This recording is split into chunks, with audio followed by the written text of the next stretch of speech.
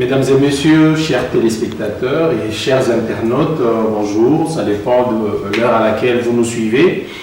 Bonjour, bonsoir, salut à tous.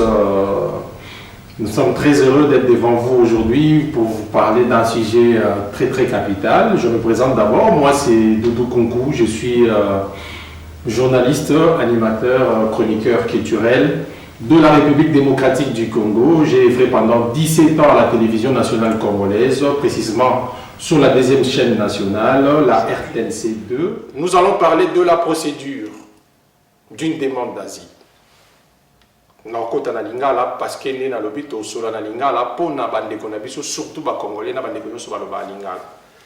Quelle est la procédure? Et vous allez convenir avec moi que notre lingala est bourré de mots français. Donc du coup, tout le monde sera à l'aise. Alors, procédure nini pona kosenga asile. Asile na été so to benga na lingala nini. Mais biso na terme ya ba congolais to benga ngunda. Bon, on a dit pété ngunda, on a sauté utawapi. Je crois que bandeko vous appelez belé bino nyos pour émission o izabi ya bino plateforme na bino. Beaucoup épé ko pesa biso ba suggestion, ba proposition, ba idée, voilà, ba expertise na bino. Donc on peut échanger. Na bandeko to na bango sur ce plateau. Alors sur ce plateau, nazanga mo côté, na représenter bino bandeko oyo, nazana bango na plateau pour na kobeta lisolo wana procédure nini mutu akoyi ko landa pona kosenga asile to kosenga kobwaka ngunda nde tolobaka na lingala. Alors tobandi na loboko na ngai ya mobali, à tout seigneur tout honneur, na présenté bino monsieur Joseph Rachidi Salomon oyo azali président, représentant, bon président ça dépend de moi vous expliquer, on peut monsieur sera président ou secrétaire général ou tobengi représentant c'est mieux. Il y a une plateforme où ils faciliter l'intégration. Il y a des réfugiés à travers la pratique du sport. Donc, sur les sportifs, bandambo kanayo, okoya namboka mususu, okomiwana, okope continuer à exercer activité na bandana ngo sur les appels professionnels, footballeur professionnel ou bien judoka ou bien nini. Donc, tant comme par exemple la France, parce qu'il y a en France, parce qu'il y a un cas plus il y a France. À travers l'association à M. Joseph, on peut faciliter l'intégration, on continue à exercer l'activité au Banda. Je crois que pour le reste, on s'est présenté. Bienvenue à l'émission de M. Joseph. Merci beaucoup. Voilà, j'espère qu'il a présenté bien. Je suis pas de problème. Ok. Et puis, dans le bon, on a à Moissy, parce que Azali, moi, à Moissy, on a Maître Doris Le Tonadio. Oyo Azali Bongo consultante dans le cabinet d'avocats, plusieurs cabinets d'avocats. Pourquoi pas consulter? Parce que Aza na spécialisation dans le domaine il y a immigration. Donc Aza spécialisé dans le domaine il y a immigration. Il y a un peu de bénéficier les lots pour nous remettre les solo oyo. Au Italie réfugiés, Italie immigration, Italie procédure pour la demande d'asile, etc. Enfin tout aider plus communauté na biso ba comprendre makamu susu. Et non autobeta na balabala parce que na balabala tellement makambo beta maka mais ils a pas forcément ndenge les kaka yango na nazala entouré na bande konanga baza ba congolais to meka ko apporter pierre na biso pour na bino ba congolais enfin que biso na biso qui est bien. Bienvenue maître Doris na plateau na biso. Vous préférez to bengona maître Doris tout court comme vous voulez. Yosa Lestani Nanyo Sokaka. Voilà donc je crois que na présenté bino ba invité na ngai siko to kota vraiment na vif na biso mais na un point de vue na bango sur le sujet na éviter est-ce que c'est important to le bela makambo maître Doris? Ouais, je pense que c'est très important. Surtout ces derniers temps, il y a des connaissances belé pas seulement la parce que pas un réel danger mais bazo ko pouvoir ba danger ngoté bazo za la rejeter après bazo se retrouver dans une situation de précarité ou ça va pas c'est belé. Donc après, ils ont temps ébélé pour reconstruire la vie na bango ou perdre na mboka na biso ou na pays d'origine na bango. Donc ceux qui doivent apporter quelque chose pour que bailler recadrer dossier na bango demande na bango comment ils allaient bien afin que la situation où on a ils ont dérangé la vie na bango beaucoup ils allaient souster. Je pense que c'est très important. Ouais. Joseph, président Oui, Joseph. oui. Merci beaucoup. Dans ce premier vous tombez à gage, Joseph, parce que président, c'est initiative des Amalam, il y a émission Oyo et Bandilelo. Je pense que la communauté Nabiso, Kakandenge, Maître Doris Koloba, ils allaient na tina nango pour la communauté Nabiso, pour la bande de Nabiso, au Bazaï Nakati, la région Afrique centrale, Bamekako Yeba. Ko tambola elongo na procédure administrative oyo ya solo ya mboka oyo France pour na rapidement bakota na cadre oyo ko permettre bango babandela vie na bango rapidement. Effectivement masolo ebele beta makarakati ya Paris awa ya ma province partout sukuta na oyo ngana beta boy dada kaka masolo esili mais okuta kuna azana ya kufa mukanda ezata sala 10 ans sala 8 ans sala 5 ans et eloko moko ezalité. Et ça a un impact dans la vie à Moutou. Aux 5 ans, 8 ans, 10 ans, c'est-à-dire aux ans, on est c'est comme ça que mission est vraiment très très importante pour tout le monde. Tout le monde peut sa moi lumière, la bande de la communauté, la immigration, demande asile ou quoi que ce soit. Voilà, c'est un peu ça. Voilà, merci beaucoup. Je crois qu'ensemble, nous avons invité Nanga, intervenant, Oyalilo, expert Nabiso, la communauté Nabiso, en ce qui concerne loi wana ya demande d'asile ou sur l'immigration, parce que vous voyez que en France, on s'est préparé pour l'immigration. Il y a un Nabiso qui apporter moins plus dans la communauté Nabiso. Pour permettre de se répéter, ils ont vraiment la motoya penza. Abonnez-vous sur notre chaîne Escalator TV. Peut-être que vous aurez réponse na souci ou aux aranango, na problème aux aranango pour na Rolanda, makambu ou ebolo balelo. Alors, na bandi na bino, na bandi na mona moisi hein. Oui, bien sûr, priorité maman. Koboka ngunda, une demande d'asile. Pour tout le monde, koboka ngunda na lingaza. C'est quoi en fait une demande d'asile? Expliquez bisona nous. Ils ont protéger Ngaïté. En ce moment-là, nous sommes obligés de protéger. Alors, pour que nous protéger, mais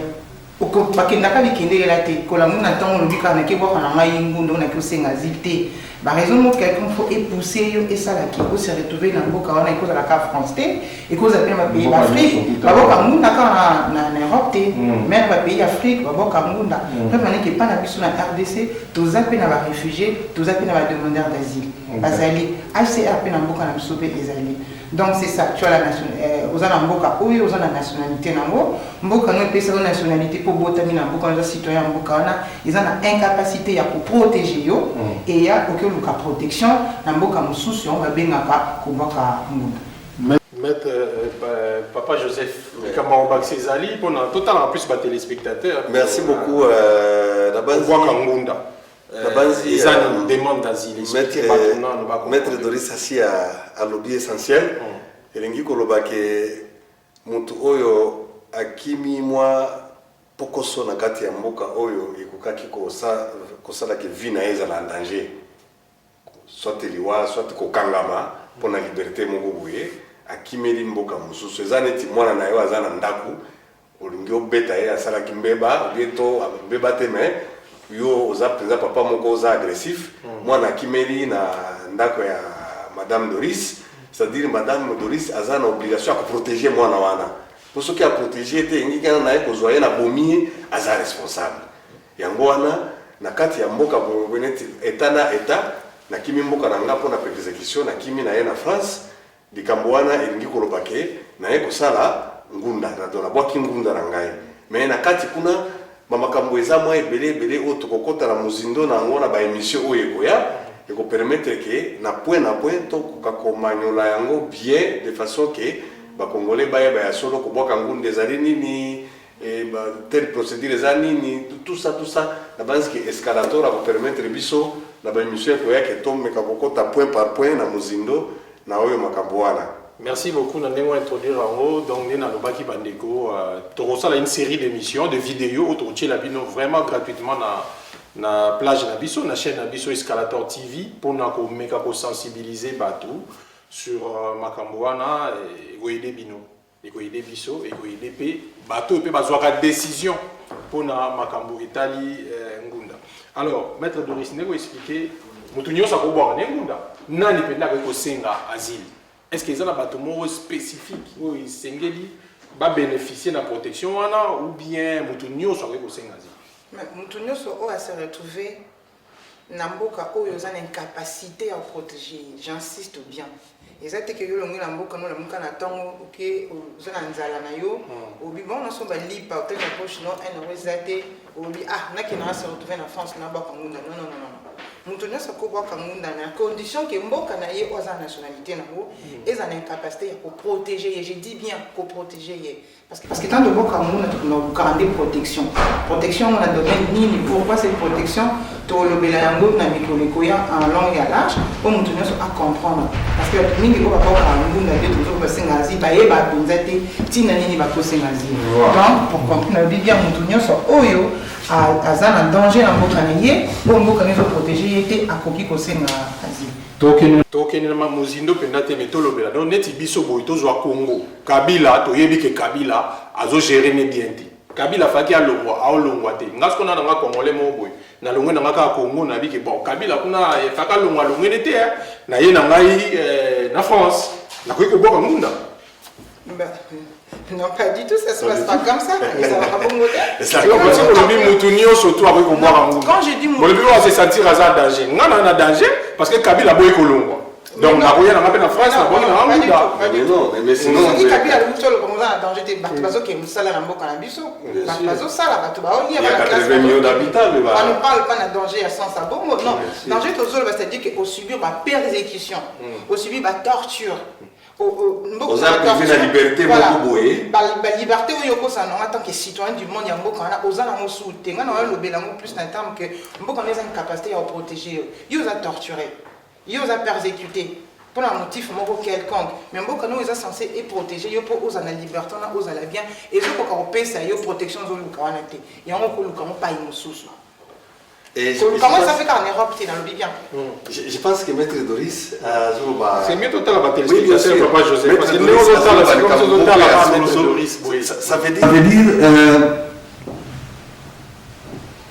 Na ba émission ikoya tokokoka koyebisa bandeko na biso point par point bapasolo oyo esengeli moto asengeli yango asile baelema oyo ezali na kati ya mibeko ya kosenga oza considéré comme demandeur d'asile parce que batutu nyonso te bazoya na mboka oyo bango te bako kosenga asile bango nyonso te baimmigré économique ezali bazali migrant social bazali ebele mais po tosunga communauté na biso tomeka komema mwa information moko oyo ekoki kosunga bango tokolobela nano baelema oyo ezali les éléments constitutifs donc oyo ezali na kati ya kosenga asile na mboka songolo kaka France te ezala Allemagne ezala Niger ezala partout dans le monde tango komi oyebi déjà que na convention internationale soki naza na bakritère oyo boye nga bakoko benga ngai réfugié asimala moto wana ntango akokende kotika buku na ye ya kosenga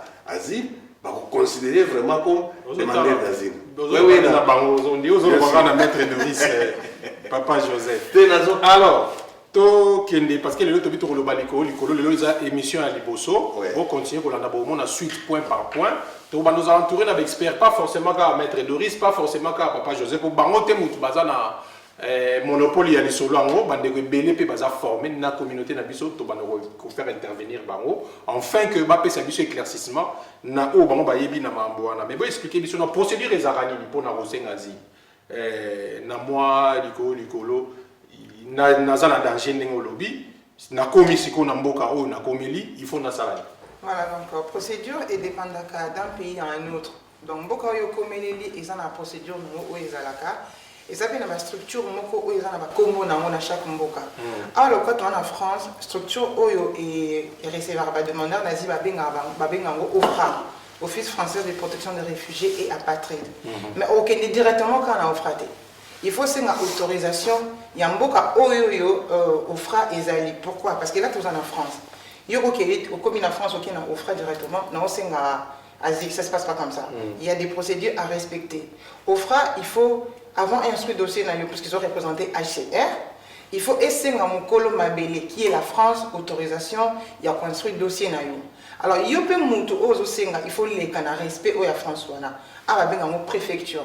Ok, la préfecture est enregistrée et le but est tel mutu boye aye pour na asenga ngunda et ceux qui ont réuni les conditions en France pour France et admettre yo na statut de demandeur d'asile en ce moment la préfecture et ici offra tel mutu tel citoyen alingi asenga ngunda na ye et ceux qui France et PC à France pe ko boya na so France est boye yo aucun jamais na offra directement avant que comment France il faut une dima. La France qui est la préfecture, ce qui est dit en ce moment, qu'est-ce qu'on a procédé dans le tio kokoma quand on est construit dossier dans le niveau à OFRA. Donc, ce qui est au bandeli mamouyo lobby, il faut au Senga autorisation na OFRA, mais aucun directement dans OFRA T.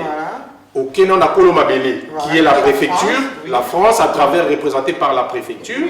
Préfecture Nemutu à Komela OFRA et ici bango keto yabi individu songolo pagala alingi asenga asile tongunda nebiso to bana lingala aliyende atindeli OFRA. Voilà, papa Joseph Olikamba bakisa na niveau anezali. Oui, les Kamba Kobakisa mpona ngai ezali te parce que ngai effectivement nazali koya juste après procédure wana na programme oyo initiative nazwaki na kati ya mboka oyo, c'est-à-dire oyo babengami les primo arrivants, c'est-à-dire bato bauti kokoma na kati ya mboka bazalaka mingi na difficulté ya information. Donc biso totiaki mokano ya ko disponibiliser information pona koyeba oyo nyonso ndenge ndeko auti ko loba awa ya mibale tozwaki aspect moko spécifique o etali ba sportif, c'est-à-dire oyo nyonso azali sportif à travers le monde akomi na France ceux qui a eu information azana droit de continuer carrière na professionnelle ya sport. Donc azali les bienvenus par la biso pour tokoka ko orienter to accompagner pour continuer ko sala na. Mais cela ne nous empêche pas de causer une idée parce que tu participes qui effectivement na 72 propositions et la loi asile na intégration et tous allez na katikuna. Vous participez qui en tant que nous participons qui en tant que d'abord réfugiés, parce que tous allez réfugiés statutaires, mais parce que tu n'as mais qu'à expliquer que ce que vous allez réfugiés n'ingi kolobate que aux angi maël na mutu parce que réfugiés aza victime à regard moko particulière.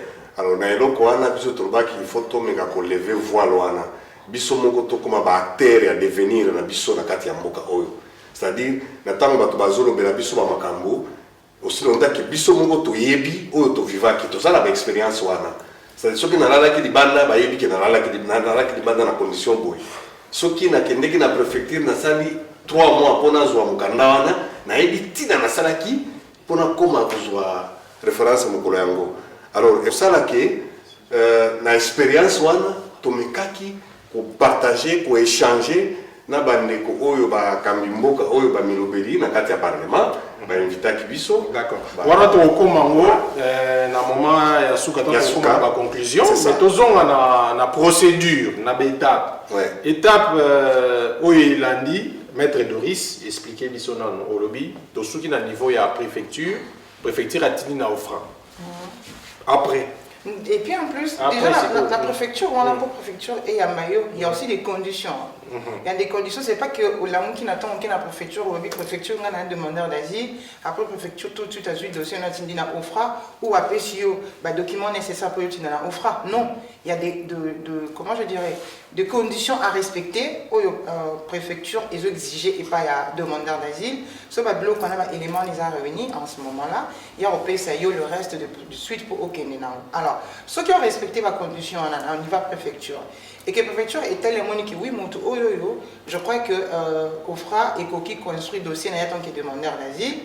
Et là, on y a ça là, PCO, papier, ils ont besoin pour le nini, ils ont senga, ngunda ndeto dans la lingala tous senga asile. En ce moment là, aujourd'hui, biloko na yo wana otindi yango na nini na OFRA et suite na weza la nini OFRA instruit dossier na yo. Il y a des moments où on fait Kobo Yakobenga, et convoqué dans le peut rejeté tout de suite. Il y a des moments où on fait Kobenga, qui n'a offra, qui au Sambi, on fera ce qu'on convaincre à rejeter le pays sous, suite dans Oezali, dans la procédure sous et que ça la qui et qu'on respecter Oezali ma norme et en boka.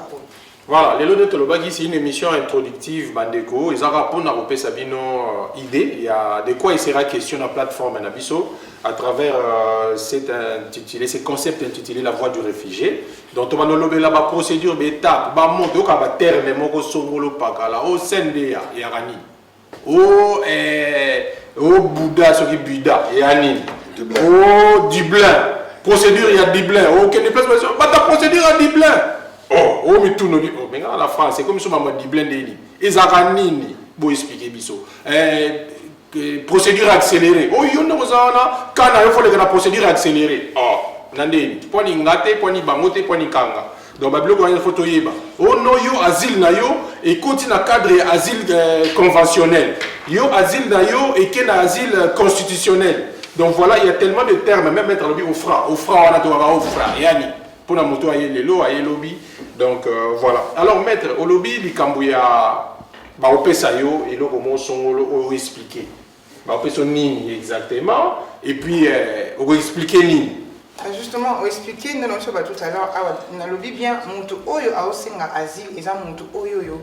Atiki mboka oyo a sa nationalité parce que mboka a une capacité à protéger. Tant yo qui est dans la préfecture et qui au réunir les conditions nous exiger la préfecture européenne ça yo on a bien un cahier et puis ça yo cahier na kasa cahier on a expliquer aux ali nani ou s'identifier d'abord na cahier wana donc on s'identifier après identification na yo o expliquer pour na nini yo ozosenga asile donc au beti li solo et là on est sali que olongwa na mboka na o koma awa au beti li solo pour na nini mboka nous a une capacité à protéger yo na condition ni na circonstance ni yo moni ke mboka na et protéger yo te ya mo sali ko se retrouver awa na kaye na tongo expliquer ba détail aussi il y a respecter na kati ya kaye wana ba remplir ça ngoka ba bongote et puis voilà et que na offra et suite nango et olanda comme il se doit sigo li solo en papa Joseph li solo en c'est vrai que tu au taper na ba détail na l'émission Goya mais ba ça va combien de pages à peu près il faut qu'ils aient belé, mouné, pour wandi mayo, ou ils ont la consistance, ou bien soit commis car des paragraphes moko, et là c'est que yo to ba otanga na bango yo te quoi. Voilà, ils ont formulaire moko standard, mais elingi ko lobateka na formulaire wana maloba na so ki ko ki wana otikite, o ki ko développer na ba page oyo koko bakisa, mais l'essentiel oyo ba tuneli na ba formulaire ango, ba renseignement ba sigili kuna to réseau oyo lingi yo évoquer na kati kuna. Pour reprendre la carte ya document wana mais ngi ko lobate ke bon c'est strictement kaka na carte ya ba papier wana te pour papier c'est juste les standards que mututu oyo ake ko senga mwa ngunda na to nini esengeli apesa ba information nyonso oyo esengeli po ba cadrer ba keno effectivement mutu azana droit ko senga asile na mboka na biso. Na ko koma lisolon yo moko bien sûr na yebi na ngao koma te mais na lisolon au beta na yebi na ngao koma te fona luka muta ko melangai to fo yo moko individu au koma lisolon na yo yo moko le concerné en fait oui c'est ça c'est-à-dire là to komina ka moko parce que ezali na bande ko mususu batanga na mboka na bisote moya comme les français ezalité et sengeli azala assister c'est comme ça et sika oyo Maître Doris, Moussa et ça vraiment la tina la communauté na biso yangwana d'ailleurs to se na sepeli mingi ko kutana na ele lo c'est-à-dire ezala ba mususu bazai ko koma na mboka oyo ayebi ne ko komate ayebi na ele lo ngote mais ayebi tina oyo alongwa pasi azwaki na mboka na azwaki yango na mboka na biso yango ekimisi mboka po bangaki baboma ye mitango akomia alokola ayebi ko komate esengeli akende ko mona mutu abo ko sunga ye ko salela ye mukanda wana mais ba disposition mususu ezana na nini na OFPRA par exemple et ba interprète wana ezali ko permettre que ba ko kakosunga batu oyo batanga na bango te ba yebi ko komelo ko mokote yango mutu wana soki ayebi ko komate akoloba na yebi nanga ko komate mais soki ayebi ko koma akoki ko koma pe ye moko po ayebi makambo tina makambo ya kimina kina mboka voilà. Merci beaucoup, Maître Bruno Baksa. Oui, Néna, c'est quelque chose, Ndenge Papa Lobby, interprète, je crois que déjà par définition, Azana a interprété langue Oyo Kolobate. Mais question na yo c'est plus kokoma. Logiquement, mutu Oyo Azo Senga Munda Naye, Azo Senga Zil, il y a une fois comme les solo Naye. Si par défaut, peut-être par insuffisance, il y a un niveau où il y a langue où on a, supposons qu'on est en anglais, t'as quelque chose dans les pays francophones. Il faut comment en anglais, ou soit au commun cas en France, mais oui, que français t'es pas côté classé. Il y a des écrivains publics. Il y a des écrivains publics, Oyo Mounier, qui n'a rien à faire avec le FRA, rien à voir avec les associations ou avocats, auquel expliquer à commettre les lieux. Donc, par contre, carrément solo, na balabala, tout ça, na château rouge, etc. Bah, crédible. Mais non, pas du tout. Quand je dis écrivain public, Elingo Loba, écrivain public ou assermenté. Écrivain public assermenté. Écrivain public, par définition, écrivain public. Et non pas bateau, ou charlatan, ou aucun château rouge, coutier, au P 150 euros, je ne parle pas de ces gens-là. Je parle des écrivains, mais ce sont des personnes qui sont assermentées, qui sont agréées, reconnues officiellement. Voilà. Et ça, il y a inventé les solo. Non, il y a que les solo, il y a commis en langue oyoyo, il y a français pour dossier ils ont accepté instruite. Et à part ça, il y a aussi des associations. Associations c'est belé. Tous en bas catholique, tous en bas Croix-Rouge, et chaque association ils ont un juriste nango, et le juriste wana ceux qui va quitter bango va kolukela yo mutako interpréter na kati association. Moi ton na niveau ni ya ofra. Tous en kaka na association. Donc voilà tous ces mondes là. Mais histoire yo moko la personne concernée, la personne qui a vécu la problématique, il faut expliquer et là on ni oyo kute nango oyo se retrouver dans mboka oyo ozo senga asile bango ba ko aider au kakapo au komango na monoko ya mboka oyo zaleli. Merci. Comme on a souka ya solo, il y a ebandeli pona lelo donc partie na biso ya liboso, mais na pona likambo li solo. Ezala munene to ezala muki. Ezala mulai to ezala mukuse. Pour endima ma pour ekende pena bien. Pour ba nous ezala faut d'abord comme li bango penda ba sentir. Non, mais déjà la base il faut s'identifier. Ngapi na kemo cahier, ils ont formulaire, on a ils ont pré-rempli.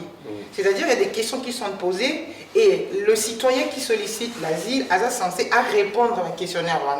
Et tant qu'on habite à l'isolo, il faut quand même respecter des éléments déjà égoyés bisaye. Nakata cahier on a pré-rempli baroye bisaye. Tant qu'on habite à l'isolo, le bas heure, le bas lieu, les cas qui va poser qui va. Il y a des choses à respecter. Soit on respecte na niveau habite l'isolo par rapport à ce que tu as vécu. Au monique et coquille, tout comme une cause à la mouquet. Tout comme une cause à les bêler, mais ça ne nécessite pas qu'il faut aller bêler pour vendre du maillot ou ils allaient mouquer. Non, c'est pas ça du tout. Voilà, Bandeko, où est qui parti dans l'émission Liboso. Il y a émission Liboso, La Voix du réfugié, Tolingaki Bongo, To Laxabino. Moi, Mouké, Nini Oiko Sala, Soki, Koti na ba critères, il y a aucun senga asile. Démarche Nini Oiko Landa, et Bandeleza Neni, mais tu compte en profondeur au fur et à mesure, tu Kabolango, Biteni. Enfin, que tu aides Bino, tu éclaircir Bino. Botin de la biso, ma proposition à Bino, beaucoup souci aux gens, Kawa, tu es spécialiste, déjà dans un abandon balé, Yabisa Tubaroya, Yamine Baroya, Motunio So, Yabi qui a apporté une pierre dans l'édifice pour la communauté Nabiso, enfin que Motunamotu. À se retrouver, pourquoi pas, Azal est bienvenu dans l'émission Nabiso. Donc, comme nous avons parti à l'élo, on peut s'amallober président Joseph à conclure pour Nalilo, après Maître Doris à conclure, bon, donc Abouani n'a parti à Liboso, mais tout en vous fixant sur notre chaîne Escalator TV, abonnez-vous d'abord, après, au côté au monde épisode Moussou Souti, au côté Naka au Italio, au Penza et concernant Kayo, tam sur Tunis Sakayo. Voilà. Manuel Abandeko na biso oyo bazali kokima mboka mpona persécution mpona makambo ebele bakoka kozonga na molongo oyo kopermettre bazwa mikanda facilement po bareconstituer vie na bango parce que communauté na biso mboka na biso effectivement ntango osi okomi awa na mboka oyo il faut se sentir déjà utile na mboka na biso ezala okombolaka na balabala ezala okendaka wapi mais déjà expertise oza nango mpona kobongisa balabala oyo soki ozongi na mboka na biso ekopermettre okreye mpe mwa entreprise ya moke epona kolakisa oyo aprendre mpona kokombola balabala c'est-à-dire mosala ya mabe na poto awa ezali te c'est-à-dire tout diaspora azokoma wa congolais il faut ayebaka déjà ke ntango nakomi na mboka France nakomi déjà na mission mpona mboka na nga c'est-à-dire eloko oyo nakoyekola awa il faut namema yango mpe un jour na mboka na biso esunga mpe kodeveloppe mboka na biso na yango tosengi bato bazala branche na émission oyo La Voix du réfugié bayeba ntina nini ya kozala ya kosenga asile na bakondition nini okoki kosenga asile maloba nini oyo okotia na mokanda na yo po osenga asile en même temps soki osi ozwi asile yango nini yo okoki kosala po epermettre po vi na yo ezala bien yango tozobenga yango intégration c'est eza parti mosusu monene oyo loi ezosalemaka na mingi te na banzi bato nyonso bazolanda tozwaki quand même moi chance wana moke ya koassocie biso na loi yango oyo ya mboka oyo c'est-à-dire c'est des choses oyo tozosouhaite ke communauté na biso déjà na ebandeli bazala mieux informé pour diminuer moi bapasi oyo tozali kokuta tozokota nango na mboka oyo. Je pense que mokuse na suka émission nango koloba yango wana. Merci Maître Doris. Pour conclure na oyo ya lelo. Moi je dirais chapeau bas à toi Doudou Kunku parce qu'initiative OESUI je dirais la quasi-totalité des bateaux concernés dans la démarche à demande d'asile, on s'est retrouvés. Ndenge yemoku Doudou Choloba, où ils ont juste au caca première partie, en trop, poto et beluzanini, mais le développement en haut et dans les jours à venir, tu voyais, dans les années, senga wap, ndeni kosala yango et terminions tout le moment la case, si ce qui est l'axanini. Et puis à mentionner bien que il n'y aura pas que moi et mais il y aura d'autres personnes qui vont intervenir. Je profite pour saluer Maître Tracy Boyo, qui est pas à apporter du soir en plus, ça c'est sûr. Et puis voilà, donc Doudou Kunku, félicitations et merci au nom de tous citoyens du monde ou africains où ils ont besoin, il y a des marches où il y a aussi un asile. Voilà, c'est moi qui vous remercie, Maître Doris, Président Joseph, pour la disponibilité d'abord et puis contribution pour la pierre Pierre Nabino plutôt pour l'édifice afin que la communauté Nabiso base à la l'aise, base à la tranquille, base à la heureux, base à la épanouie. C'est ça notre contribution. Bon, biso to pesa ka o biso to yebi, musa na biso za ko panza sango. Ya mato bengi na bino bato ba yebi mambo bien ba continuer ko panza sango. Merci na Yann Foutila pour na bilili pour la prise de vue na disponibilité. Tokutani na mbalasima ba sujet et ozala ba thème et ozala o nyon surtout to ko to kota pe na ba détail ya moko afin de satisfaire tout le monde. Merci, au revoir, à la prochaine. Abonnez-vous sur notre chaîne Escalator TV. Escalator TV, c'est la culture dans sa diversité.